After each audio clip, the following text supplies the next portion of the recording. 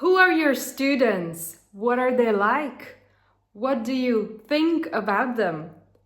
In this video, I'm going to answer all these questions about my students, and I'm going to tell you about 7 different types of students I find in class.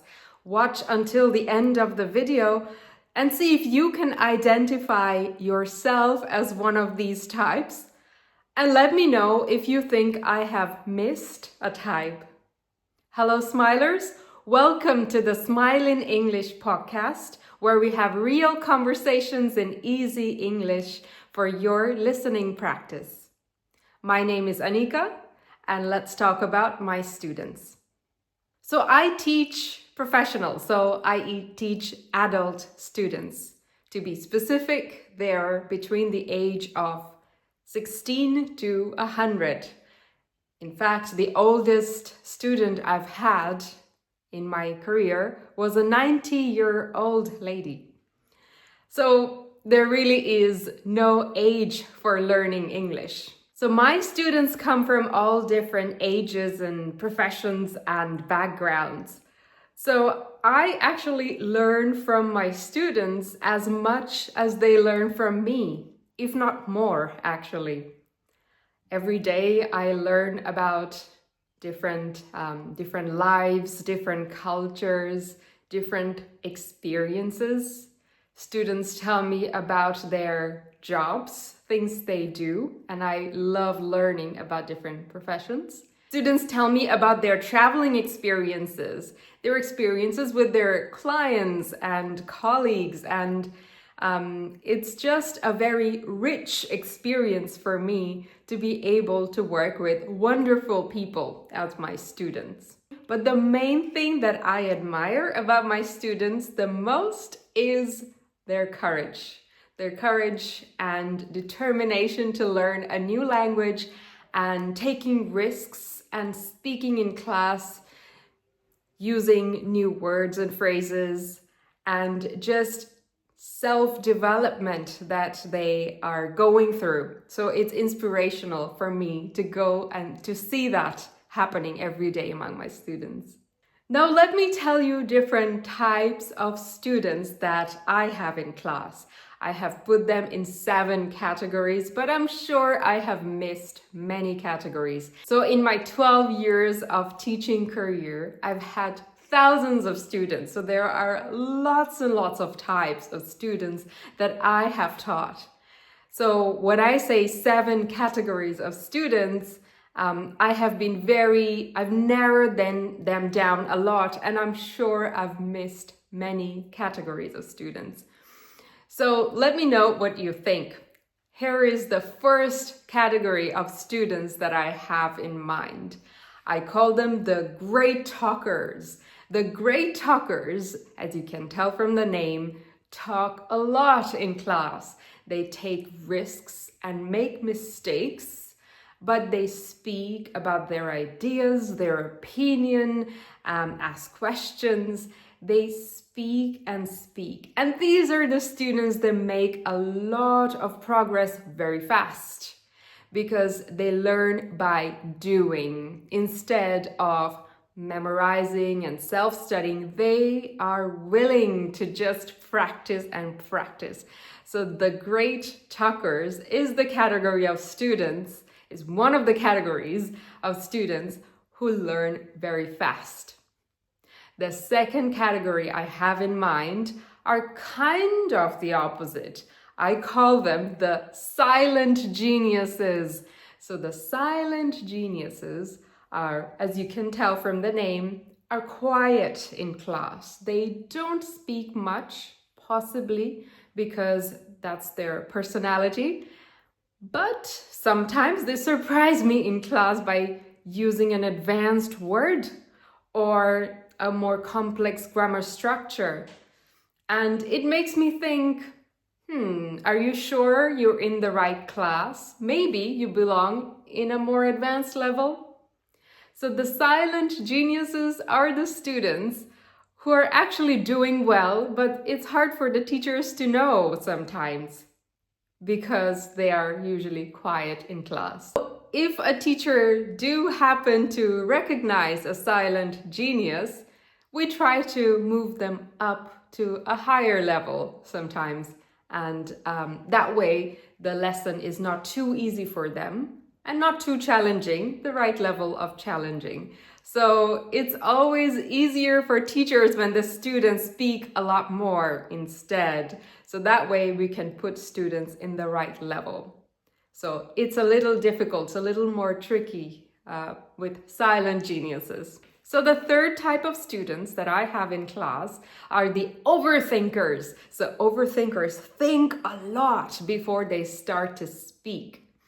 So they think about the grammar structure, the sentence structure, what word to use. So thinking a little before speaking is usually a good thing, isn't it? But overthinking can really make life complicated sometimes. So usually a lot of our new students at the beginning, maybe 3 to 5 lessons, students tend to be overthinkers. This can actually stop students from speaking at all. It can stop a lot of students from becoming fluent in English. So if you find yourself being an overthinker, keep in mind that it's not as bad as you think. Sometimes we overthink and make our lives complicated, but a lot of the times what you're saying is actually correct. So just say it. Now, the fourth category of students are who I call the explorers. The explorers, whenever they learn new words and expressions, start exploring with these. They immediately put into practice what they learn. That way, they explore the language and learn by doing, learn by speaking. And again, these are one of the types of students who learn English fast. They remember vocabulary better as well, because the more you put into use what you learn, the more it will stick with you. It will stick in your mind. So the explorers are great learners of English. The fifth category of students that I have in mind are the note takers. They write down everything in class.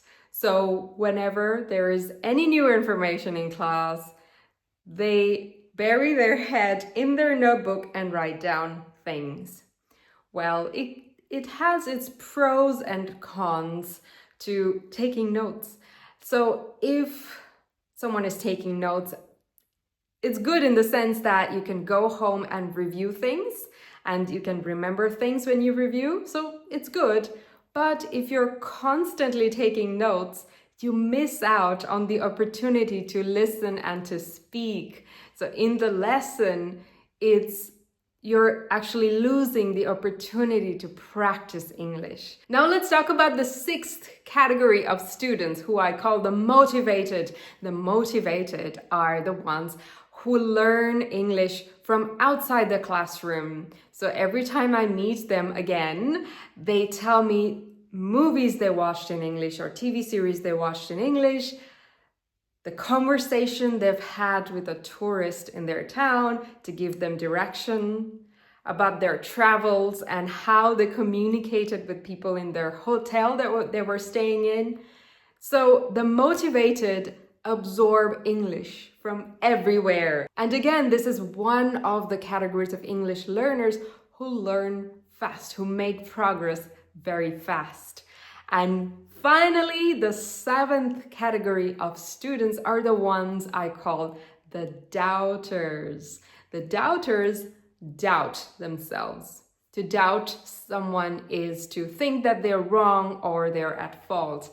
And usually the doubters think that whatever they're saying, the next sentence, the next word they're saying is possibly wrong.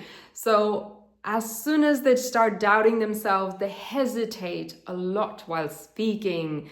So if you find yourself being a doubter, try to fix that, because a lot of the times the doubters are not as bad as they think, but they just judge themselves a lot. So if you find yourself being a doubter, remember, don't judge yourself too much. Just say it. Whatever is in your mind, just say it. You'll work on being accurate and perfect in English step by step. Your first step is to speak. Your first step is to gain confidence in speaking, in using the muscles in your mouth that you use to pronounce English words is very important. So just let it out and speak. So these are the 7 categories of students that I usually have in class. Actually, most students are a combination of these categories. So let me know where you see yourself. Do you see yourselves in any of these categories? Do you see yourself being a combination of this?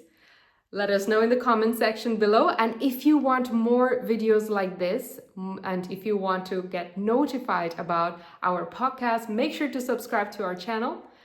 In the meantime, have a beautiful day.